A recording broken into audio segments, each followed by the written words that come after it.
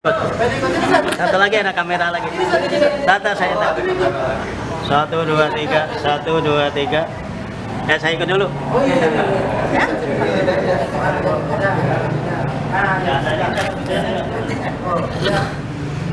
Bismillahirrahmanirrahim. Banyak ambil jenazah yang mengistirahatkan diri dulu. Nah, nggak terurus. Dan biasanya juga pemateri pelatihan pemulasaraan jenazah itu bukan pelaku, ya, bukan amil jenazah. Tapi insya Allah yang ada di hadapan bapak-bapak, ya saya sendiri ini bukan hanya menyampaikan teorinya, tetapi prakteknya memang saya sendiri amil jenazah.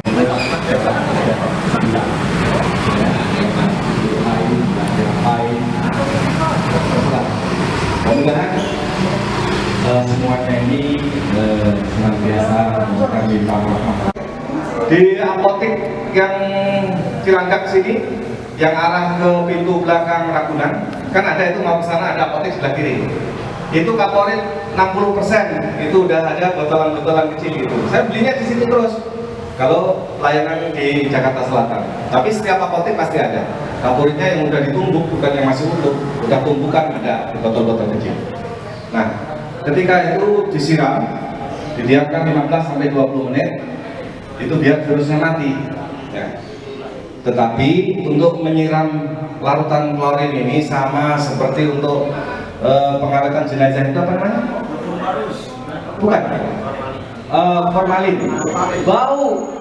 Jadi kita harus deketin keluarganya sampai baik-baik. Ini saya indikasikan ada virus yang bisa menular keluarga dan sebagainya. Mohon izin saya siram dengan, kalau memang kita tahu sebelum wafat itu sakit TBC, ya lebih baik demi kebaikan semua minta izin disiram pakai apa namanya 3 menit itu biasanya.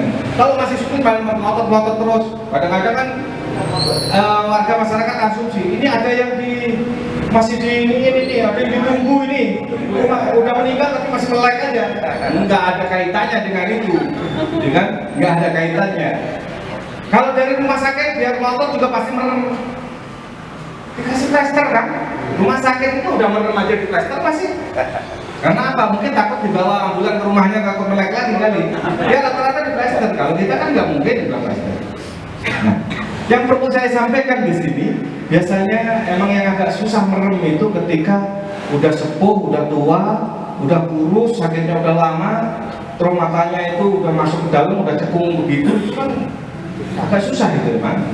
Tapi bisa, nanti ketika kita mandikan ya masih melek-melek dikit gitu, kayak gelirik-gelirik gitu, ya kan? Tapi belum pernah ada gelirik-gelirik kemudian bangun lagi, nggak ada, belum pernah ngalamin saya. Kalau seandainya ngalamin, saya bikinin kopi, aja kopi kan. Iya.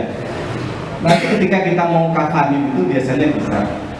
Kalau orang yang gitu gimana triknya? Jangan dari lubuk mata atas ditarik begini, jangan. Sampingnya yang ditarik, karena udah kendor kan ini, kendor terus lurus. Jadi ini tarik kan sampingnya gini. Nanti nutup kalau tarik ini kiri kanan. Atau kalau saya dari atas ini tadi. Berapa menit gitu nanti merem. Ya. Kemudian setelah itu ya persiapkanlah. Kalau di sini boleh nanya, apakah masjid atau RT udah ada tim atau yang mengelola bagaimana cara pengurusan berkas-berkas dan lain sebagainya? Karena kalau nggak dibantu sama RT-nya atau pengurus DKM itu nggak semua warga tahu. Setelah gubernur kemarin Pak Ahok itu kan kebijakannya beda, ngurus ini kan. Kalau dulu yang mengeluarkan surat kematian kan pemakaman, atau kalau sekarang kan kelurahan yang ngeluarin itu.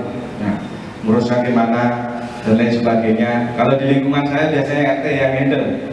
Jadi RT semua yang nyari ambil jenazahnya, yang hubungin ke makam, meskipun RT-nya nggak jalan langsung, tetapi RT yang mengkoordinir siapa yang kesana, siapa yang kesana.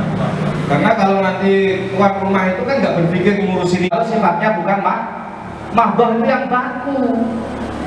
Sholat duhur, asar, maghrib, isya, subuh itu nggak boleh dirubah-rubah, dikurangi, ditambahin, dikecuali dikosor, dijamak, nggak boleh. Tapi yang gue rumah doh bebas, ya.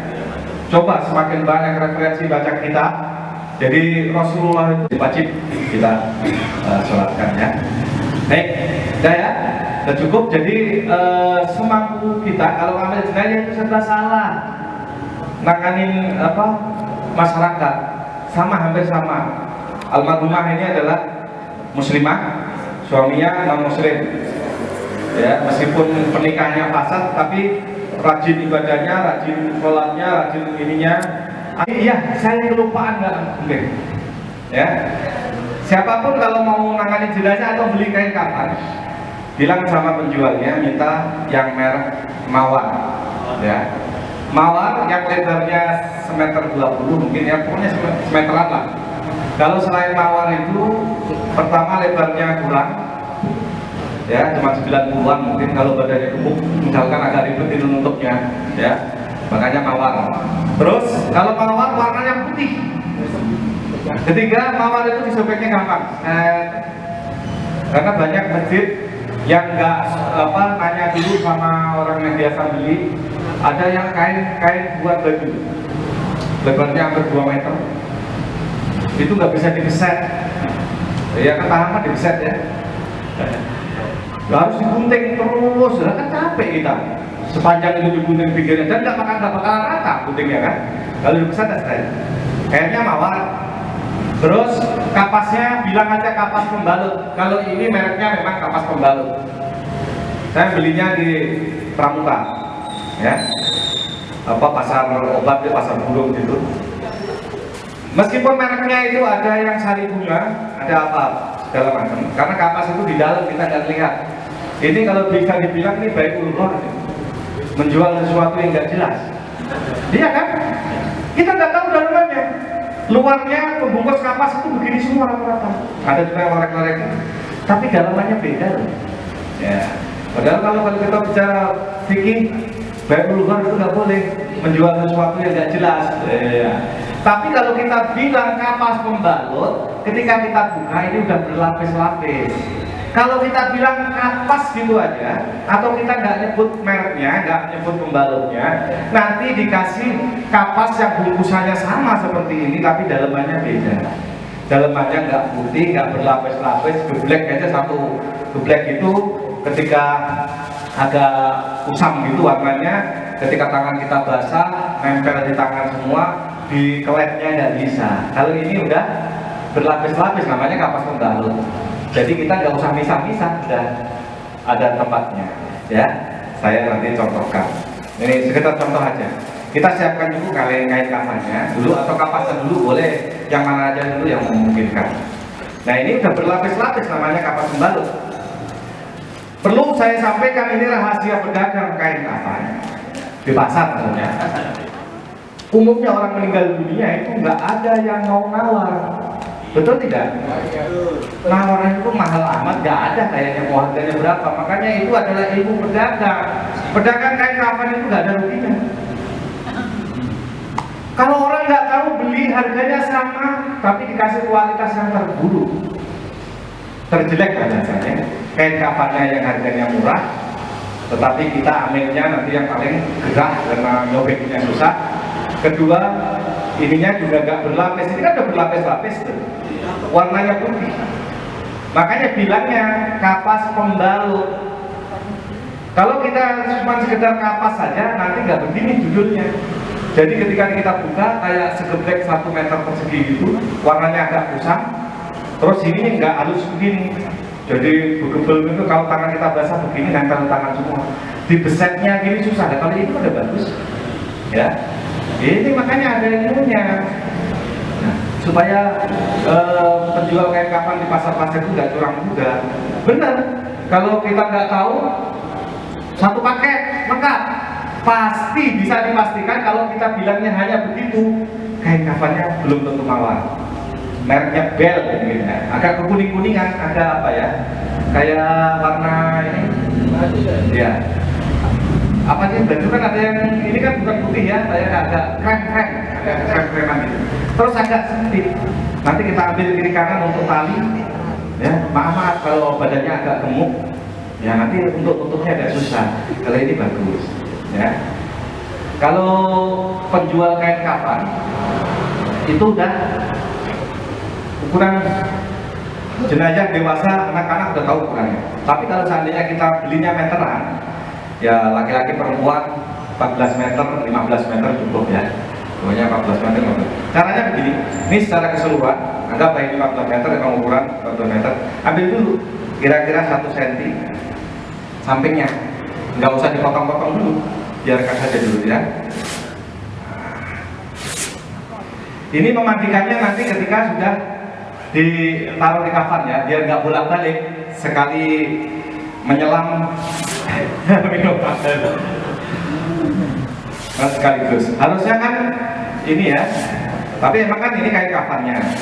Jadi ini prakteknya ini sekaligus nyobetin kain kafan, sudah kain kafannya sudah, nanti apa namanya jenazahnya ditaruh di atas kafan. Maksudnya peraganya, kalau jenazahnya itu masih hidup semua. Nah, terus ketika saya taruh di kain kafan, baru saya praktekin kira-kira memandinya seperti ini, ya. Karena apa? Deadline waktu ini, ya, ukuran 2 hari, 2 jam. Apa nggak ngap yang nyampe? Nah, setelah itu kondisi jenazah biasanya kan rumahnya ada yang lega, ada yang enggak. Kalau yang lega ya sekali nyiapin ini nggak diangkat lagi. Tapi kalau misalkan tempatnya ini harus ke depan, tetapi nggak semuanya kita nangin jenazah, ada pembantunya. Caranya gimana? Begini caranya. Ini yang betul ya. Kalau dipegang berdua dan begini kira-kira. Tapi kalau kita sendirian, saya 99,9% nggak pernah dibantu. Ya. Pertama, jujur kalau yang baru itu mau belajar sama saya senang karena dapat ilmunya, dia praktek langsung. Tapi kalau cuma sekedar bantuin, bukan ingin bisa, terima kasih, bukannya nggak mau dibantuin, biar saya sendiri aja. Karena mau tambah lama. Apa yang saya maksudkan dia nggak paham. Ini dalam lapisan ini biasanya ada yang jelek. Nah, seperti ini yang jelek-jelek. Ini buat tambahan. Atau kalau belinya cuma sedikit, misalkan ininya cuma sedikit, dia pakai kembang boleh untuk ganjalan.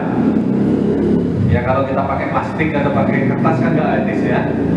Ambil kembang, biasanya kan pakai kembang kan di sini. Ini anggaplah jadi bantal. Nggak harus bagus-bagus banget, karena saya bikin bantal yang model gimana pun belum pernah diprotes sama jenazah. Jadi ya artinya ini untuk menggantikan supaya nggak dijahit tadi ya. Tapi biar nggak bolak-balik, jadi pas begini aja. Nah, cara memandikan jenazah itu kita pukul rata. Anggaplah mungkin punya hadas besar. Jadi kalau kita mandikan jenazah, katakanlah kita bukan ada jenazah, tetapi punya keluarga yang meninggal, niatkan nawaitu ghusla li raf'il hadasil akbari hadzal mayyit atau hadhil mayyitati kalau perempuan. Karena kan jenazah nggak bakalan pesen ya, saya tadi junub tuh, belum mandi juga, nggak bakalan. Makanya kita yang harus punya inisiatif. Anggaplah dia punya hadas besar, jangan niatkan najis mandi besar. Mengantisipasi, ya. Kalau nanya malu nggak sama istrinya Nah, jangan usah nanya lah, kita aja udah. Nah, kadang ada juga yang inisiatif dari keluarga. Pak Ustadz masuk sebentar ya. Ini semalam habis aja sama saya, belum mati meninggal gitu. Ada. Wallahi ini ada yang jujur, ya kan? Ada juga jujur, maksudnya nanya, Ustadz, maaf ya ini maaf. Itu di anuan suami saya ada ditanemin apa itu diambil nggak? Ya nggak usah. Ya pasti namanya itu ya. Dikasih tasbih atau apa. Ya. Kalau kita mah kalau mudah-mudahan di sini nggak begitu dan nggak ada yang begitu. Kalau udah terlanjur ya biarin. Ya masa saya harus melek kita keluarin? Maka biarin aja. biarin nempel. Bukan ada ini. Ada batu, bukanlah biasanya tasbih. Aksesoris. Tasbih, aksesoris. Itu ya. Kalau misalkan nggak mungkin sana. Ini tekan tangan kiri biasanya, kemudian tertarik ini pelan-pelan. Begini. Setelah begini ya bolak-balik juga ringan udah. Kalau udah begini, Kemudian ini kan nanti mau ini ketiaknya kan susah.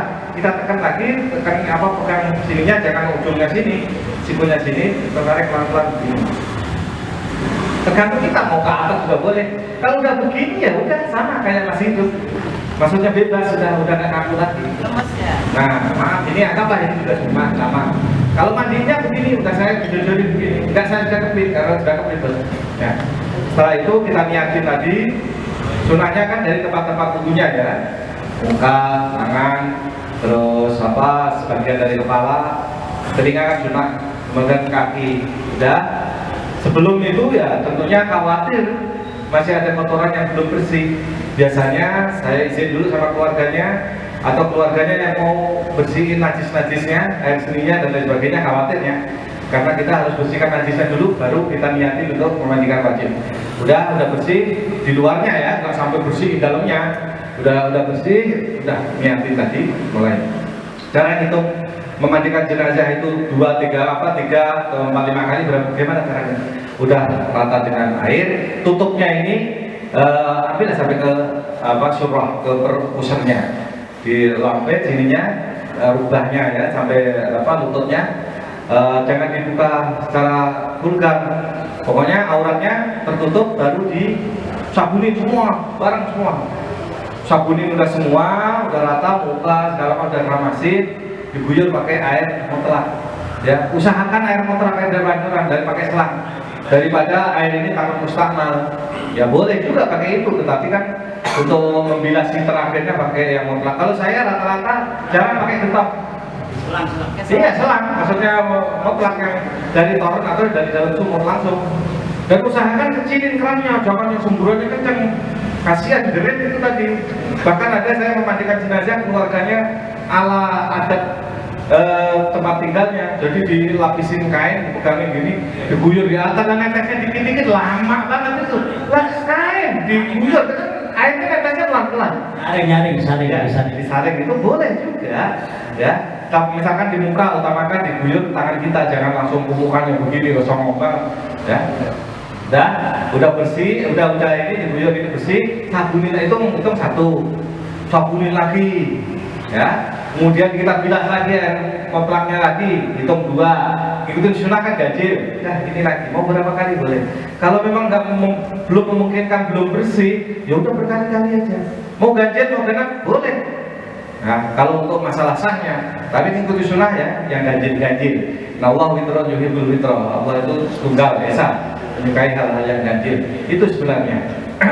Kemudian kalau setelah itu, kalau saya ikutin kaul ulama yang diwudukan, sebenarnya kalau udah wajib kan, udah mandi wajib kan udah suci itu, nggak usah wudhu, tak apa-apa orang nggak mau sholat, nggak mau apa dianya, jenazahnya. Nah, tetapi saya wudhukan. Setelah saya wudhukan, ya saya dapat namanya biasanya kan ada ingin mengikut nyiram. Setelah nyiramnya tutup nyiram pakai air kembang itu, ya silakan aja, itu kan tradisi budaya.